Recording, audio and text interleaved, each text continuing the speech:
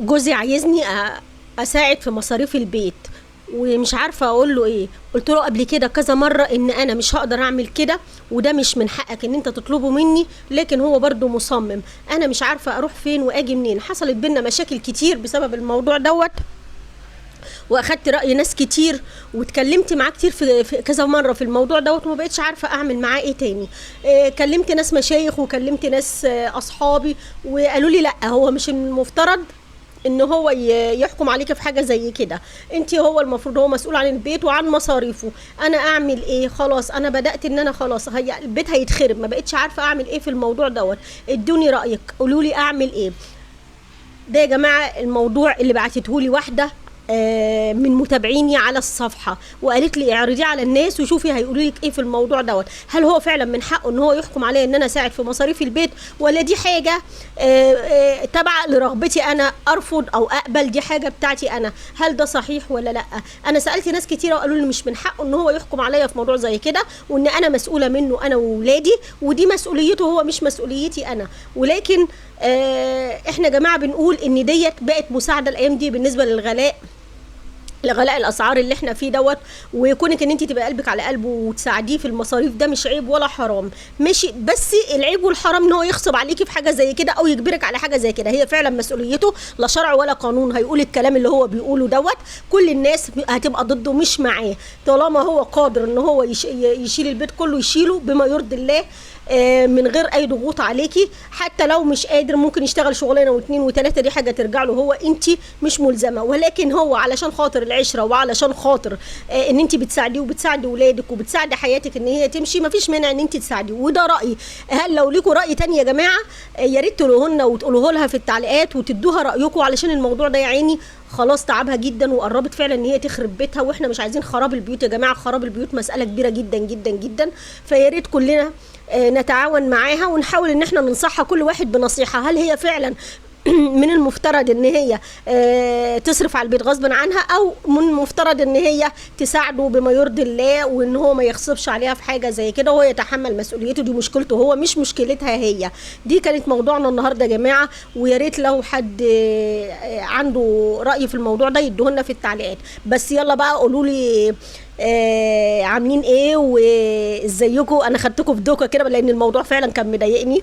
وعاملين ايه؟ وحشتوني جدا جدا جدا. يلا حطوا لنا لايك وشير عشان خاطر اكله الفته اللي احنا هنعملها مع بعض. جبت معلقتين زبده حلوين كده وعليهم معلقه توم، قلبتهم مع بعض وحطيت عليهم قالب ماجي وشويه صلصه شويه كمون، التوابل بقى بتاعتك اللي انت تحبيها، وكزبره وسبع بهارات وشطه، وظبطي الدنيا بقى ماشي. ظبطي الدنيا.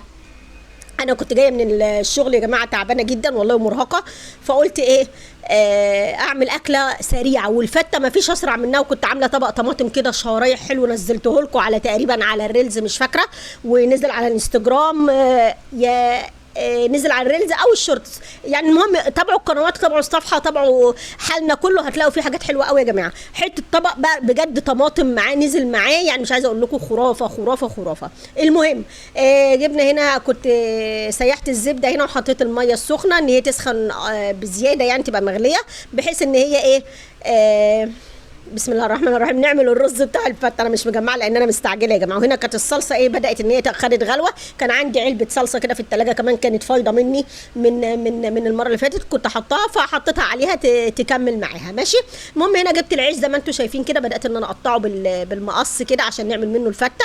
بصي احطيه 4/4 كده على بعضه زي ما انت شايفه، صوابع كده، وهيتقطع معاكي في منتهى السهوله. في خلال دقيقه هتكوني مقطعاه مخلصاه ماشي يا جماعه. بالله عليكم ما تنسوا المتابعه، وصاحبتنا واختنا وحبيبتنا اللي هي سالت عن موضوعها النهارده، موضوع مصاريف البيت ان هي تشارك فيه او لا. بالله عليكم ما تبخلوا عليها بالراي عشان خاطر ربنا. هي حلفتني بالله وحلفتني بسيدنا محمد عليه افضل الصلاه والسلام ان انتوا تدوها رايها وتاخد راي الناس كلها عشان ما تخربش بيتها.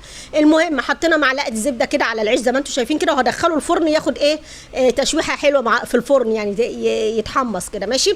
وكنت انا سلقه اللحمه طبعا، بس النور عشان قطع، والنبي بيقولوا له بتاع النور ما يقطعش النور على ميه على منى زكريا ماشي، عشان هو بيبوظ لي الدنيا وبيبوظ له الفيديوهات ماشي. المهم مروان قاعد بيضحك عليا المهم كنت سلقت اللحمه وحطيتها في صينيه كده، كنت حاطه فيها معلقه صلصه من تحت ومعلقه صلصه من على الوش خفيفه قوي قوي قوي كده، وهدخلها ايه الفرن. في حته في مقطع كده في النص برضو اتقطع بسبب النور، انا حطيت حته زبده على الوش ودخلتها الفرن زي ما انتم شايفين كده، وسبتها ان هي تاخد ايه وش كده. المهم كان العيش طلع من الفرن، بدات ان انا احط له كبشتين شوربه زي ما انتم شايفين، وما تحطيش كتير عشان العيش ما يعجنش منك، عشان الفته تطلع لذيذه وحلوه منك. وغطيها كده 5 دقائق بالظبط، وبعد كده افتحي عليها وحط على الوش كبشه صلصه، وبعد كده ابداي احط الرز بتاعك. الفته هتطلع منك زي السكر لسه، اوعي تكوني فاكره ان الفته خلصت، لا دي لسه. زوقي كده وش الفته كده بمعلقه صلصه خفيفه كده.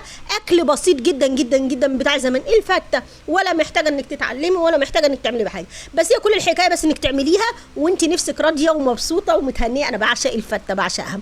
جبت طاسه هنا فيها معلقه زبده حلوه قوي يا جماعه، عليها معلقه توم زي ما انتم هتشوفوا كده، وهتشوفوا هنعمل فته الخل والثوم بتاعتنا الجميله. انا بحب احطها على الوش، ما بحبش احطها في الصلصه، بحب احس ان هي مندمجه كده لوحدها كده، ليها كيان ليها شخصيه، فاهمين؟ المهم بدات احمر الثوم زي ما انتم شايفين في الزبده كده. اهم حاجه الزبده تكون بلدي، بالذات بتاعه الفته والملوخيه دي لازم تكون زبده بلدي. حطيت معلقه سنه كمون على معلقه كزبره، وبدات ان احمرهم مع بعض، بتديكي حته طشه لا اله الا الله. وشويه الخل دول زي ما انتم شايفين كده، وشويه ملح بس كده. دي فته الخل يا جماعه تحفه. الخل والثوم ده على الفته تحفه، انا بعشقه. عارفه انا ممكن اشرب الطاسه، ممكن اشربها واديها سنه من الشطه لو حابه، او سنه من البابريكا. دول ودول هيدوكوا بص اللون اللي هو اديتها لنا ازاي، ده غير الطعم طبعا مش عايزه اقول لك عليه. المهم دي كانت الفته بتاعتنا يا جماعه. لو انا عجبتكم الفته بتاعتي و الطعم بتاعها عجبكم، بس انتوا كلتوها ولا لا؟ لو عجبتكم الفته حطوا لنا لايك وشير، واوعوا تنسوا في الكومنتات رايكم في الفته ورايكم في الموضوع بتاعنا بتاع صاحبتنا. الله يخليكم بالله عليكم تفيدوها وما تبخلوا عليها برايكم في التعليقات. قولوا لها تعمل ايه مع جوزها، قولوا لها تمشي حياتها ازاي. انا نصحتها بشويه حاجات، وهي طبعا ليها ان هي تساعد، ما فيش مشكله، احنا ما بنقولش لا، لكن برضاها مش غصب عنها. لا شرع ولا قانون بيجبر اي ست ان هي تعمل حاجه هي مش عايزاها، او تصرف على البيت او دي مسؤوليه الراجل طبعا زي ما احنا عارفين. ماشي، وربنا يعيننا ويعينكم يا رب. كل واحد عنده وكل بيت فيه، ما فيش بيت ما فيهوش، ولكن احنا كل حاجه لازم تكون بالرضا ان شاء الله وبالحب وبالتعاون، وما فيش واحد يخبي حاجه عن التاني وهكذا، بس برضانا وبضميرنا بنمشيها يعني، فاهمين؟ المهم زي ما انتم شايفين كده بدات اللحمه طلعت من الفرن وحطيتها على وش الفته بالمنظر دوت. كنت مستعجله وراجعه من الشغل، وجوزي زمانه جاي وهيقول لي فين الاكل، فقلت بقى اعمل له دي خفيفه وفي نفس الوقت مفاجاه. هو بيحب الفته بتاعتي قوي يعني، فقلت اعملها له في السريع كده. بصراحه ما خدتش مني وقت ولا خدت مني مجهود ولا اي حاجه، الحمد لله. انا بحبها، وطالما بتعملي الحاجه بحب هتطلع منك لذيذه وطعمها زي السكر.